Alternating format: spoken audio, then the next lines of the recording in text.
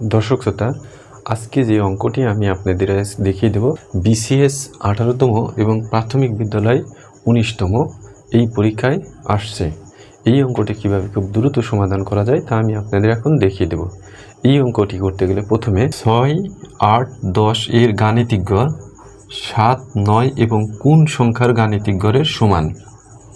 এই অঙ্কটি করতে গেলে আপনাদের প্রথমে যেটি করতে হবে সেটি হলো 6, 8 এবং 10 এর যোগফল করবেন, এবং এখানে যেহেতু তিনটি সংখ্যা এই জন্য এই তিনটি সংখ্যাকে 3 দ্বারা ভাগ করবেন, সমান সমান 7, 9 এবং কোন সংখ্যা। যেহেতু বলছে কোন সংখ্যা, তার মানে সংখ্যাটি আপনারা x ধরে নিন, অর্থাৎ 7 যোগ 9 যোগ x, যেহেতু তিনটি সংখ্যা সেহেতু 3 দিয়ে ভাগ করুন। এবার এই 3 আর এই 3 কেটে দিন, তাহলে কি দাঁড়ালো 6 + 8 + 10 ইকুয়াল 7 + 9 + x, বা 24, 16 যোগ x। তাহলে 24 থেকে 16 বাদ দিই, অতএব x = 8, অর্থাৎ সংখ্যাটি 8।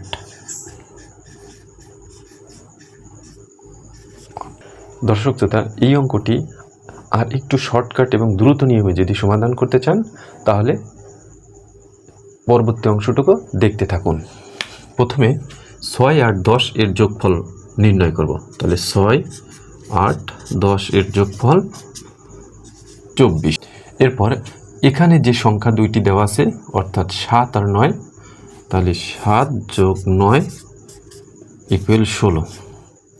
এইখানে বিয়োগ করুন, তাহলে 8। তাহলে নির্ণয়ের